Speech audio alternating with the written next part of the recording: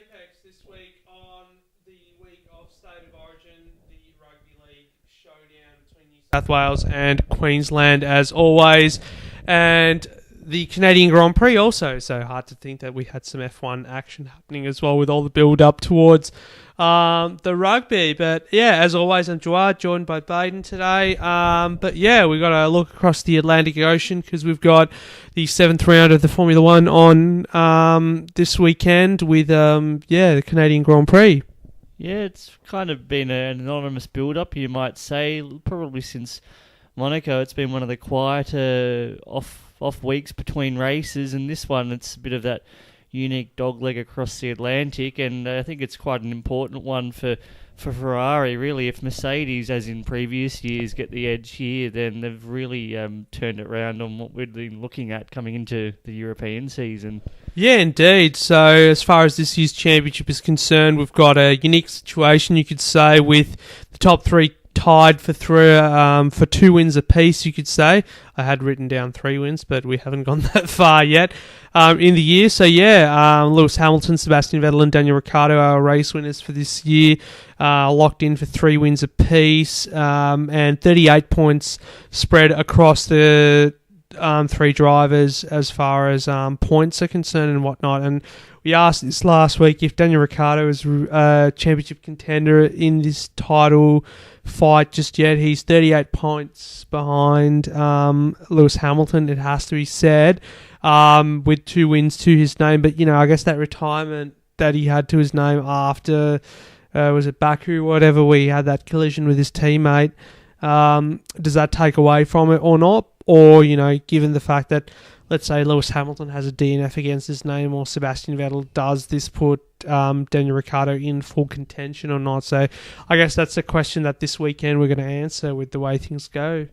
Yeah, considering he's probably had one arm tied behind his back there, it's all the more laudable that he's even in this mindset for contention. Obviously, it'd need to be another at least 10 points, or ideally within that race victory, to make it realistic. But if he can have a good run consistent up to the mid-year break, and perhaps Ferrari and Mercedes have its own issues at some point, then he'll be right in it really when it really counts, I guess, when we get back on the road again in September. Yeah, it'll be about stealing as many points as we can in that Red Bull car. But looking at Lewis Hamilton, then he's chasing the legendary Michael Schumacher's record here of 7 wins around the Canadian Grand Prix circuit, and he's already had 3 wins in a row here. Can he make it an unprecedented 4th win? And that's going to be the key question, I guess. So yeah, 6 wins for Lewis around there. He just seems unstoppable every time he comes here to the Circuit Gilles Villeneuve. And then, yeah, for 3 wins in a row since, I guess, 2014 when he had that reliability problem and we saw Ricciardo go on and win there. If he can win 4 on a bounce, that'll be incredible. Yeah, it's not hard to foresee at all. It could be one of those weekends a bit like Barcelona, where Mercedes just from the outset eke away that advantage, and really they're unstoppable, and it might be who's contending for 3rd. Yeah, like as you say, Barcelona, where we saw a dominant display from Lewis Hamilton, and then we saw 2 wins in a row for him with Baku and Barcelona on the bounce. But at the same time, when we see it being one of Lewis's favourite circuits, you could say it's not been too good for Sebastian Vettel. Not a very good happy hunting ground, you could say, despite the fact that Ferrari's been the most winningest team. They've won 11 races there as a manufacturer in the history of the Formula One Championship, 13, including the 2 wins before the Canadian Grand Prix was an actual championship race. So what does Seb have to do this time around to get a bit of a break? I guess 2011 was a chance for him to win. I love bringing up 2011 because it was one of the best races there in Canada, and Jenson Button got to go win that on the final lap there in those harsh conditions. I guess anyone who stayed up and watched the entirety of that race would have been rewarded. But Seb only has that 2013 victory to his name there in Canada. So if he can win this one, that would be good for him and for Ferrari. He was back on the podium last time round in Monaco. So, yeah, they'll be looking for getting back onto top step of the podium. Yeah, I think for Vettel, he might half be hoping that someone else there can insert themselves ahead of Lewis Hamilton, just for the fact that it's not a circuit that's come naturally to him, and nor Ferrari in recent years. They haven't really had much to talk about any time in the past decade, certainly since the Michael Schumacher era. It's hard to recall them having much success around here. It just doesn't play into their car's characteristics each season. So I think that, if anything, it could be Red Bull's opportunity, notwithstanding Ricciardo's grid penalty there, if he can still capitalise early on, and all that talk about Renault with the upgrades there might be able to boost him, and who knows about Max Verstappen if he can finally keep a clean sheet, if he can actually capitalise for once. Yeah, well, Daniel Ricciardo, you've jumped the gun there a little bit with the grid penalty news, so that's probably one of the big talking points coming into the weekend, the fact that off the back of his win in Monaco, he's got that grid penalty to look forward to because of that MGUK that failed for him at the Monaco Grand Prix. So yeah, he'll be dropping at least 10 places, you'd think, for this race, which is going to be pretty painful. But then again, he won here in 2014. He inherited it. It's a circuit that I guess is for overtaking and whatnot. So if he's up for it on the day, the best he can start is P11 on the grid. So yeah, we could hopefully see some good overtaking from him. Yeah, again, he's one of the most enthralling in combat like that, and even if it's not going to be for a podium placing, he always does it so fairly, and it's almost part of the silver lining of the challenge, I guess, for him to be down the order, and it'll make Sunday's viewing, if nothing else, something to look out for. Exactly, but apart from the top three guys in the championship, I guess, we've got to look at the next three, and the next three are yet to win a race, you could say, and these are not people who haven't won a race yet in their careers, but Kimi Räikkönen, Max Verstappen, Valtteri Bottas. I mean, Verstappen you already touched on before, just probably needs a clean race and whatnot, but the other guys, the Finns, as we say, Valtteri Bottas and Kimi Räikkönen, two proven race winners, one of them a world champion, yet to win a race this year. Is it their time, perhaps? Oh, Bottas by right should have the one at least, and Kimi Räikkönen's probably been a bit unfortunate the way that tactics have conspired against him, but certainly for Bottas, he's been right there or thereabouts, and he's just not had the luck at all. So this is one really, and we could see as well at Austria, as he did last season, really coming into his own. Yeah, so, given that this has been a strong circuit for Mercedes in the past, and if something happens to Lewis Hamilton and by some chance he's not on it, then yeah, Bottas certainly a piece there that could pick up those pieces that he leaves behind, does Lewis. So we'll look at, I guess, Pirelli and the tyres and everything for this weekend. So Mercedes a little bit conservative, you could say, considering that every time we do get to Canada, it is a bit on the warm side and everything. So Mercedes, as predicted, I guess, brings those conservative tyre choices. They've got the 3 super softs, 5 ultra softs, and 5 hyper softs, compared to Ferrari and Red Bull, who've gone with 1 less super soft tyre. They've gone with 3 ultra softs and 8 hyper softs. So favouring that softer tyre that they used in Monaco as well. Perhaps we'll get to see more of it on display this time around in Canada. But is that what it's going to come down to come race day strategy? Oh, I'd hope in lieu of the past few races where, again, safety cars probably nullified the equation in Monaco. It's never really a factor as such, but Ferrari, clearly they've been a bit more ambitious this year, and it's just about executing at the right time and probably getting a car on that front row. Sebastian Vettel ideally needs to be second at worst into turn 1 on Sunday, and then let the pace of the car hopefully do its thing. But again, going on past seasons, it's really something they're going to have their work cut out to do against Mercedes, which is just bulletproof at Montreal. Yeah, it seems so, and even last year I think we did see for most part of the race that Seb was the quicker car, but Lewis ended up just getting himself ahead. But this year we're going to have a third DRS zone on hand as well, which perhaps is going to come into to play as well for those guys at the front between turn 7 and 8, with a detection point being at turn 5. And I guess it came into question earlier this year when we saw it introduced at the Australian Grand Prix, the third DRS zone, and I guess at Albert Park it's very difficult to overtake as it is, but at Circuit Gilles Villeneuve we do get a little bit more overtaking. So I guess with that third DRS zone, will that help with the action, hopefully, you'd expect? You'd think if cars can obviously execute right and harvesting, unlike all that talk we had maybe Australia, we had the theory of a third DRS zone ended up being at China, wasn't it, that they added, or was it Bahrain where they had the third DRS No, zone it was at Australia, that was it. Or that one since then we didn't have any. Oh, there we go. In that case, yeah, all that talk, I guess, and this is one where they felt probably quite rightly similar characteristics to Albert Park that it is really justified. Yeah, so given that, but as I said before, perhaps more overtaking opportunities here than Albert Park with the wider characteristics of the track, but still a challenge, I guess, regardless, with the Waller champions coming in before the finish line. But moving on anyway to the midfield and everything as well, and I guess when you look at that, we've got Fernando Alonso, who's celebrating a milestone here this weekend with 300 Grand Prix under his belt. But he's come out earlier in the week and said that he's concerned with the power deficit that he's going to have. Oh, he said this for the last 3-4 years anyway.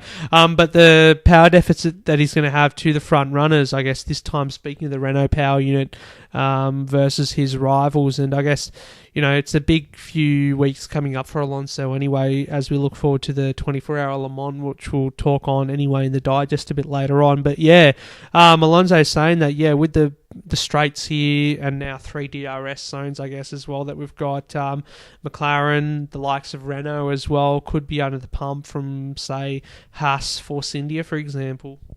Yeah, I guess for Haas, for once, they need to capitalise on it, and Alonso always does seem to optimise his own results. You can see even with that power deficit, he's found a way until that first DNF he had of the season at Monaco, and who knows, it could be a circuit that the slight power boost we saw on what they were experiencing in those dark Honda days when they were just like hundreds of kilowatts down. You could say BHP was quite a laughable sight over the years, particularly on those straights at Montreal, just how far they languished. So I wouldn't rule them out from sneaking in. Of course, Alonso at this point, it's just the quote that he wheels out, I guess, of the garage for every weekend. It's just been ad nauseum since 2015. Yeah, just the, I guess, despondency that he has anyway with all the sort of things. And I did write about him earlier in the week saying that perhaps F1 won't be his thing beyond the end of this year, but we'll talk more about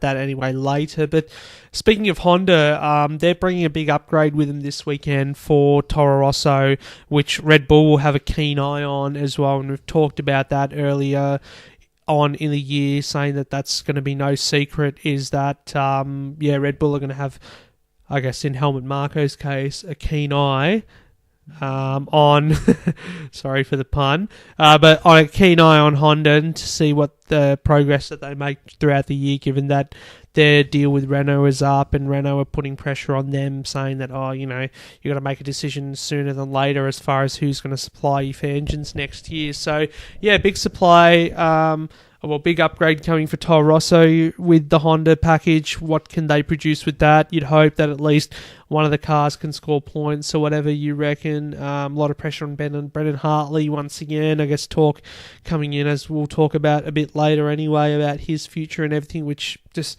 given what we discussed 2 weeks ago before Monaco, still just seems a bit unfair. But it's Red Bull, it's their ruthless driver program. I guess they're not going to stop. Well, it doesn't matter what the narrative might be, whether they've got no logical alternatives there. They just continue to go off script, and they're merciless. Yeah, merciless as you say. But more on Toro Rosso and Red Bull later with the driver lineup and everything. But we just talked about them then before. Haas and Force India, I guess the teams to watch to for the midfield. Sergio Perez has been on the podium here in the past. 2012 was that year for him with Sauber. I actually had thought last night perhaps he had scored a podium for Force India here as well, but I think it was 2014, the year that I was considering, or 2015, but that was the year that he and Felipe Massa had that big crash towards the end of the race, which had denied him that, so we can wipe that away from the memory backs. But yeah, Sergio Perez has been quite handy, and so has Force India around this circuit. And I remember last year too, I guess, between the two teammates, Esteban Ocon and Perez, there was a bit of aggro here when they were fighting over 4th and 5th. So, the cars run pretty good around here. It's just whether the teammates can deliver a result. Yeah, one of those many circuits they came to blows last season, and that confidence boost from Ocon for P7 was it at Monaco, P6, sorry, Gasly P7. So clearly it was good for him to really get his account well and truly underway. Yeah, exactly. So, can Ocon repeat that sort of feat this time without any controversy with his teammate anyway? We'll just have to wait and see. And when it was the home race, or quasi-home race for those two last time out in Monaco for the Frenchies, we've got Lance Stroll, who's got his actual home race this weekend as well. So this was where last year he scored his first points in F1. As you remember, could he repeat the same feat this year? You'd think it's a bit unlikely given the circumstances Williams are in and whatnot. They were just hopeless in Monaco. We've documented it already last week, but it just needs to be repeated every week how woeful they are. On a power circuit too, in the past you could have given it to them, the fact that they've got that Mercedes power unit under their belt, but the fact that even that this year hasn't been able to be a saving grace for them, I mean, what can we expect?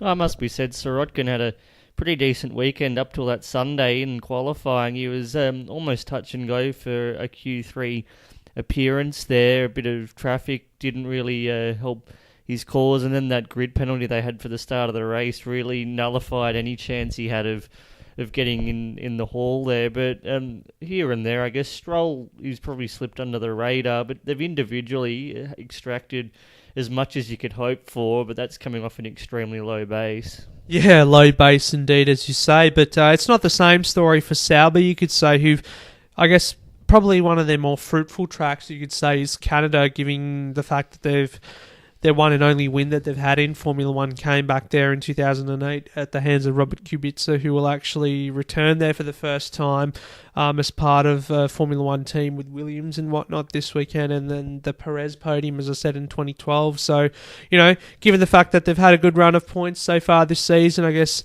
a bit unlucky there in Monaco with Charles Leclerc with that late clash with Brendan Hartley. Could Marcus Ericsson or Leclerc end up in the points? You'd hope so, but yeah, they've got a car that could certainly do it if there is trouble ahead. Yeah, they've been edging closer on merit to being that P11, P12, and on the right weekend they're getting a bag of points, so they're a lot closer to the mix than they were heading to Melbourne. Yeah, so they've done pretty well, you could say, that far, but just overall it's a hard one to predict at the moment, you could say, given the fact that Mercedes and Lewis Hamilton have had such good history around there. The safe bet would be to say that, it's their weekend to own, but I don't want to put down the safe bet. I want to say that, we're going to have another, say, Bahrain race or Baku race or China race, for example. So what do you think?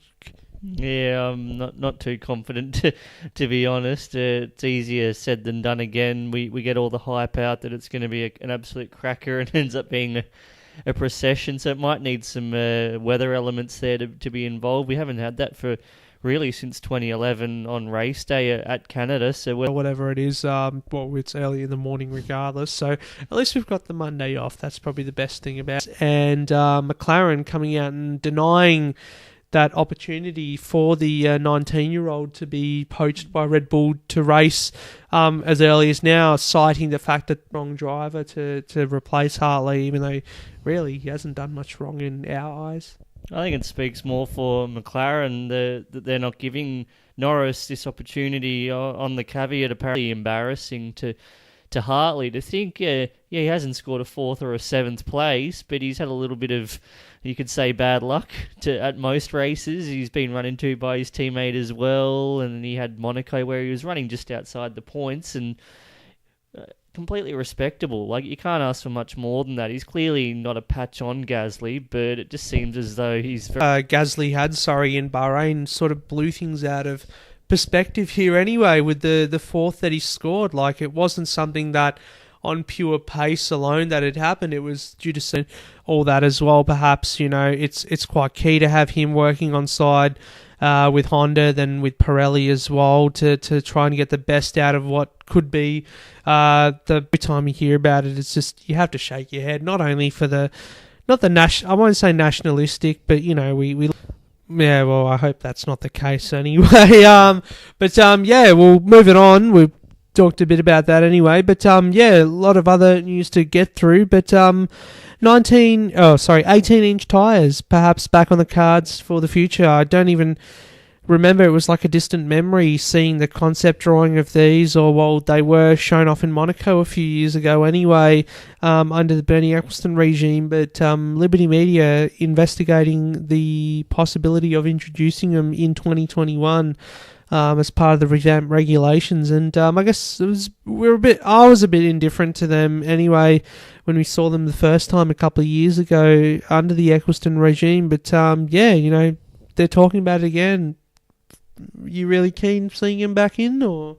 Oh, Liberty has its way of promoting it, and it was pretty much just cut and dry around on a demo. I think it was a Lotus back then around Silverstone. Didn't really get much hype, and I'm sure if they can work it into the future regulations and it's not just tacked on there for the aesthetic, then it could have a place. Yeah, it could do. So, whether they confirm it or not remains to be seen, but they're talking about it as part of their little plans for 2021. We'll see what happens.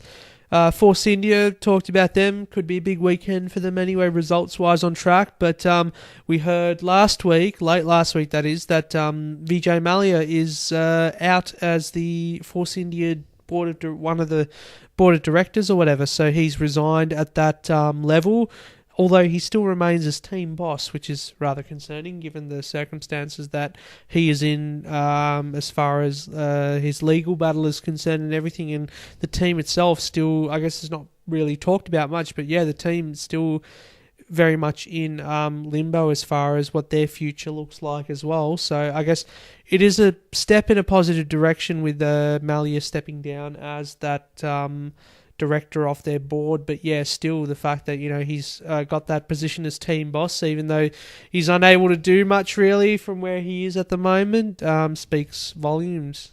Yeah, Bob Fernley and not Miles Uff now are there.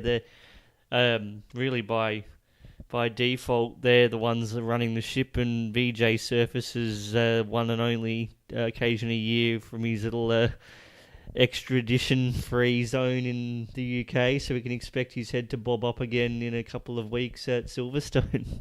It is already a couple of weeks. I thought it was almost a month away. Oh well. Anyway, let it come. That's Force India. So we'll step away a little bit from F1 anyway now with Fernando Alonso having hopped over to Le Mans last weekend for that pre-race test that they had. He was the fastest, with no doubt, of course, Toyota being the only hybrid contender in that LMP1 category. But other news around that, Matt Campbell in the GTE AIM class, the Aussie racing for Porsche, he was fastest too in the GTE AM category, so that was really good to see too. So, as much as we're looking forward to Canada this weekend, I guess next weekend, the 24 Hours of Le Mans is going to be a big one too, and just the names you've got contesting it this year. You've got Alonso there, you've got Jenson Button racing for SMP, who's also in LMP1 as well. Then you've got Juan Pablo Montoya lining up for United Autosports as well there. And then I think there's Guido van der Garde, Vitaly Petrov, and just a host of XF1 drivers. And then a couple of Aussies in the field, Matt Campbell in the GTM category and Alex Davison too as well, lining up in a Porsche for GTEM. So it's just, wow, it's going to be a big race, you could say. Oh, absolutely. And I guess the comings and goings of the factory teams over the past couple of seasons, it's probably hit that top end prestige. Nevertheless, there's plenty going on through those lower categories into really, I guess, Porsche in the GT, that's where the priority lies now. And for Matt Campbell, he's really well equipped to have line honours in that field. And as for LMP1, all the hype will be around whether Alonso can really avenge what has been a very barren 5 years. And Toyota, they've got their own point to prove, even though you would think that they've got no one up against them. Yeah, exactly. It's 24 hours is different to a 6-hour race. There's a lot to come into it and everything. But going back to Porsche quickly with their GT cars, I find it cool that this year they're paying tribute to some of their retro liveries as well. Their two GTE, two of their GTE Pro cars or whatever are paying tribute to old liveries. One of them have got that old Rothmans livery on the car, and then of course I think the Porsche Pig livery as well features this time round. So really good to see that they're doing that, and yeah, quite sad that we don't have Porsche in LMP1 this year. They've won the last 24 hours of Le Mans outright. So yeah, the ball is in Toyota's court now, given that there's no other hybrid contenders on hand. But we'll have more for you on Le Mans next week anyway to preview the race ahead with the full 24 hours coming up next time round. Go over across the Atlantic a bit early with the IndyCar action. And yeah, straight after the Indy 500, the guys got back in action at Detroit and whatnot, not for one race, but for two races. So we had Scott Dixon win the first race, that is, on the Saturday, and then Sunday was the big action and whatnot, and a late mistake cost Alexander Rossi the win there, lock up, and Ryan Hunter-Reay ended up winning the race, the first time he's won in IndyCar for about 3 years now, so good result for him. But a lot of criticism around Alexander Rossi after that one, the fact that he blew the championship lead there, and could be a deciding weekend for him as far as title credentials are concerned. Yeah, it was a really important one for a lot of those contenders backing up from Indy. It's hard to believe that after that month of May concept where it's just all systems go really every day leading up to Indianapolis, and that the race they have around the inner circuit immediately before it, and then they just move on as though it never happened. And the guys who really bombed out at Indy, they had to get back on the board, and Will Powers obviously right in the hunt after that win, and he had a pretty consistent weekend as well at Detroit, so he's looking pretty good after probably a couple of quieter seasons since that first title he had, I think, in 2014. Yeah, so those double points obviously after Indy would have helped him for sure, and then of course winning the weekend beforehand as well on the Grand Prix circuit. But it'll be pretty tight going to the end, so we'll pay a bit of attention there with eyes on Will Power, of course, and Alexander Rossi too, being the guy fresh out of F1 as well. Let's see if he can get himself back into the title hunt too. But we had a lot of MotoGP news over the weekend and just leading into this week too. I mean, given the fact that we had a race in Mugello, but it was almost overshadowed by all the silly season news, and we heard unfortunately that Dani Pedrosa has cut ties, or well, rather HRC, the Honda Racing Corporation, have cut ties with Dani Pedrosa, saying that at the end of this year that their relationship will be no more, a relationship which has spanned many years, which is quite sad in a way, given that they've been through a lot together. Ultimately, no championship in the Premier class for Pedrosa, but perhaps his little path in MotoGP will lead towards a satellite Yamaha ride for next year. We've heard that perhaps Petronas and Monster Energy will come together to take up that satellite entry that's vacated by Tech 3 in conjunction with the Mark VDS team, who's under some team turmoil at the moment with the owners and whatnot. But more importantly, I guess, the fact that left that big seat at Repsol Honda open, and the big seat has been filled by Jorge Lorenzo, who won his first race for Ducati over the weekend at Mugello. Significant win, but ultimately it was not enough to save his bacon there at the factory Ducati team, and now he's signed a 2-year deal with the Repsol Honda team to partner Marc Marquez, of all people. That's going to be a big one. Yeah, I don't think anyone would have seen this a couple of weeks ago. Just the way that it came together was quite whirlwind, and Lorenzo finally seeming to be comfortable on that Desmo Deciti, or however you pronounce it. I think whether it's more the engineers taking on his feedback, or Lorenzo finally coming to grips with the unique machinery that so few have tamed. It ultimately did come together for him at Mugello, but futile for the future relationship there, and obviously that was tied together, this behind the scenes. Who knows how long there'd been negotiations with Lorenzo and Honda, and that talk that he would be set for that satellite Yamaha leading in, and this one really, I think, blindsided a few. They hadn't put 2 and 2 together until essentially it was announced. Well, apparently it was done 7 days ago almost, which is pretty surprising, you could say. And the article that I wrote last week had indicated that, Honda would extend Danny Pedrosa for at least another year, which was pretty blindsiding in my perspective anyway. And I thought that Lorenzo would be the one who ends up on that satellite Yamaha for next year, given the circumstances. So yeah, it's a big piece to have been played in the silly season for MotoGP, but I guess more so is the fact that we get to see Lorenzo line up with Marquez last year, and we know how fractious that relationship was with Valentino Rossi on the same team and everything. So yeah, with Marc Marquez, who's just as relentless as Rossi, you could say, and the fact that he's considerably younger too than Lorenzo as well, I guess, it's going to be a big challenge for Lorenzo coming into that team. Could be the best thing that happens to Marquez. Not that he's complacent, but Pedrosa's hardly held a candle to him in recent seasons, and I guess for Marquez, as far as his legacy is concerned, this will be a true benchmark. If Lorenzo's on song as he was in his peak Yamaha days, and then as well that talk of maybe in the future that Marquez will also look at flying the nest himself, perhaps that idea of a KTM seat from 2021 or beyond, it's all really only going to enhance his reputation if he can overcome these hurdles rather than being in this very similar environment for his entire career. Yeah, well, that talk continues, I guess, even though that the grid is almost locked in for next year, whether Marquez will fly the coot, as you say. But, for what it is, it'll be an interesting battle regardless between those two guys next year. And Lorenzo, I guess, with the way he won in Mugello over the weekend, it was a dominant win, I guess, starting from second on the grid, and he sort of reminded everyone that this is the rider that he is, and this is how dominant he can be. But the fact that he's been missing for a year and a half, not because of the bike's fault, let's say, perhaps because of his own reluctance to adapt to that bike in particular, which is, as you say, has been quite challenging, and even Valentino Rossi couldn't get a hold of it.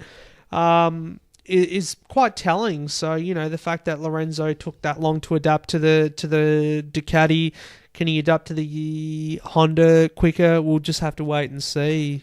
Yeah, well, clearly he's going to be putting a lot of energy into really hitting the ground running there for next season. Doesn't want to be sacrificing more time really in his prime. You could say he's whittling away years, just as Rossi did quite frustratingly during that tenure at Ducati, and he'll be really hoping this is a gamble which pays off. Yeah, given the fact that he's 31 now, and perhaps, I still can see him winning another title in his career now that he's going to Honda, but it just depends on circumstances, and Marquez just one of those once in a generation type riders, and the fact that Lorenzo, when he was alongside Rossi, was able to beat him, and Rossi is one of those once in a generation types too. Can he do it again? It just remains to be seen. But anyway, we'll talk more MotoGP another time, and we've still got a 2018 championship to see out before we can look forward to 2019 when we see these guys at their new teams. And quick shout out anyway with Ducati choosing Danilo Pedrucci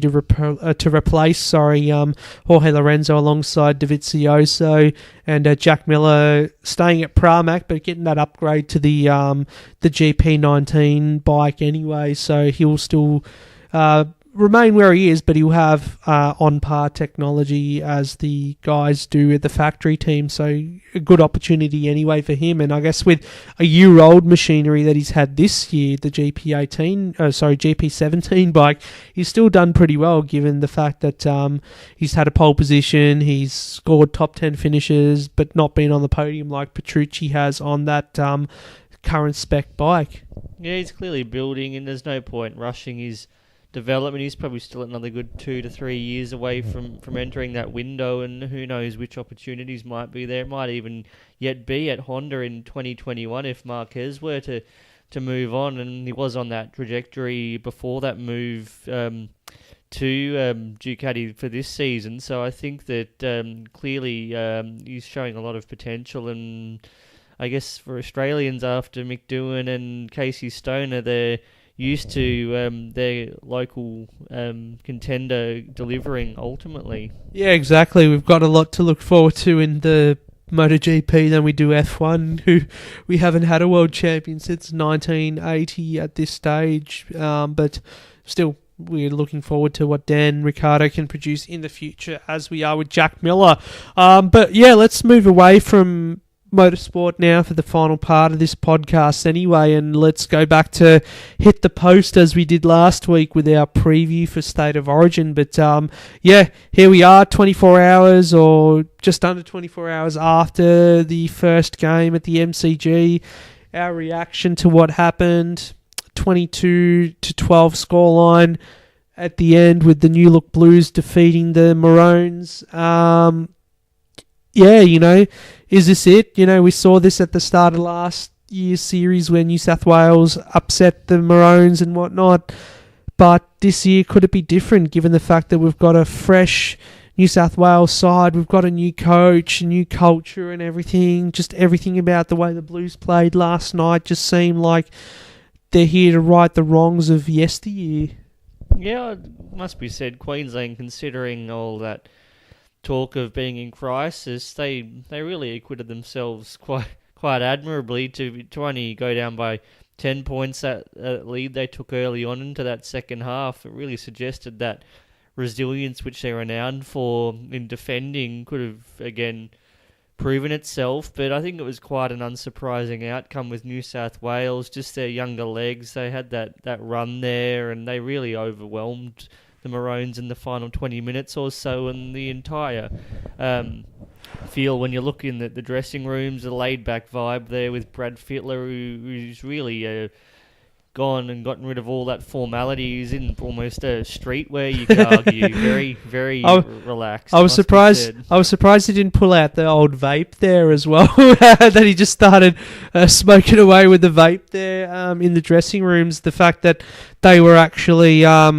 walking to the ground from their hotel as well, as opposed to taking the traditional team bus and everything as well, saying that they're going to do it in bare feet as well. It's just like, wow, Freddie's gone full hipster for this one, and given that instilled that culture within the team too, which seems good. And I guess just the way that they've gone about things this year, the fact that they've made it more about the team as far as being selfish and everything, like you've seen the players in the past of, I'm not going to name names here, but you know who the obvious culprits are. But yeah, it's been so good to see, and I guess being the Maroons supporters that we are, the fact that New South Wales won there, it's, I guess, you still feel good about it in the end, because you feel like this team that have actually worked towards a win have rightly won in the end.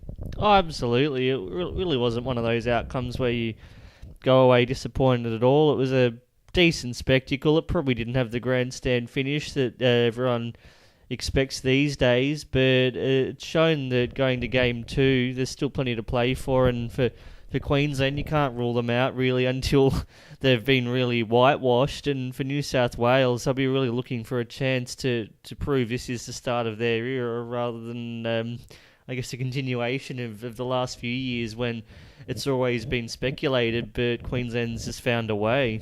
Yeah, exactly. So 4 tries versus 2 in the end was the score and everything, and the guys who scored for New South Wales, Josh Adokar, Tom Trebojevic, Latrell Mitchell, James Tedesco, all very fast players, and I guess that's what the hype was heading into that game that those back five or whatever would be the speedsters, and compared to Queensland that they just look a whole lot faster. And then I remember in discussion with you last night, some of the figures that these guys were posting as far as top speeds were concerned. You were saying that that's what, you could only dream of reaching as a marathon runner. I'm like, geez, you're fast, but if these guys are putting these figures up and you're impressed, and wow, it must be considerably beyond what you're doing as well. Yes, so 35 kilometres an hour in a marathon. Yeah, 35 kilometres, 36 kilometres, 36.1 was probably the fastest I think I saw from one of those guys. So,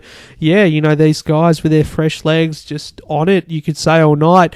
And the experience there of James Maloney too in the 5'8" position, guiding this young team as well, 11 debutants, and then seeing youngsters like, not really youngsters, but yeah, debutant in Damien Cook as well.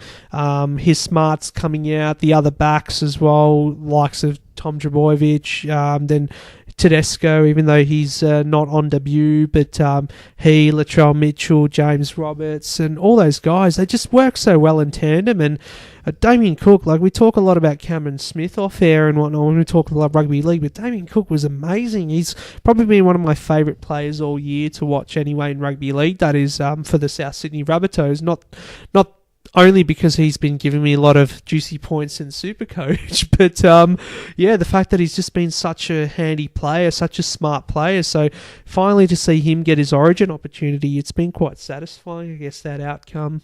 Yeah, you can see it's a really well-constructed team, and they've been all chosen for the right job rather than, I guess, being seen, I guess, the previous generation where they were just I guess you could say, a bunch of mates there who probably took reputations and that off the field more seriously than getting the job done on the field.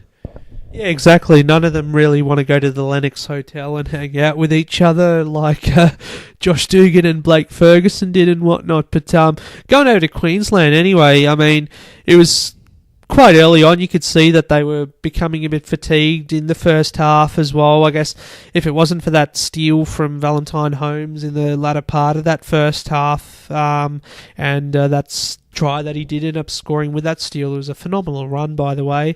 Perhaps we might not have seen them still in the competition after half-time, so it was 2 points at half-time, and then as soon as we got back into play, Dane Gagai came with a good try as well to lead, but then after that, New South Wales just ran away with the affair and ended up extending it to a 10-point lead before the end of the break, and then I think there was a few more opportunities at the end of the game, but they were denied by the bunker and everything. But at this stage, given that we're Queensland are 1 down in the series, 2 games to go, do they start panicking, or is it just a case of let's brace ourselves next game as we did last year?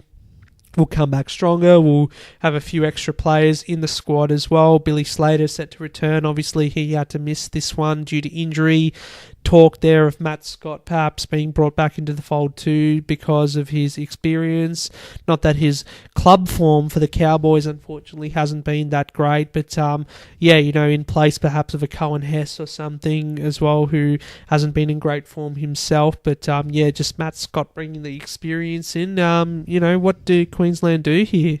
I don't think they'll be panicking at all. They've been so well versed with being down 1-0 probably at least half the times over the past 13 years. They've dropped that first game and turned it round. 2014, indeed, New South Wales got the job done with the first two games. The one time they did break through since 2005. So I think that Queensland, until they're completely blown off the field, there's no way they're going to be being sucked into this crisis talk, and considering how well they did prove themselves with all that lead-in, which sounded quite horrific, with players falling like flies and players just retiring weeks out from the first game, I think that they've shown that they've handled the adverse situations pretty well over the course. Yeah, it wasn't the blowout that we were all expecting still, so I think it'll be pretty close anyway come the next game. So, and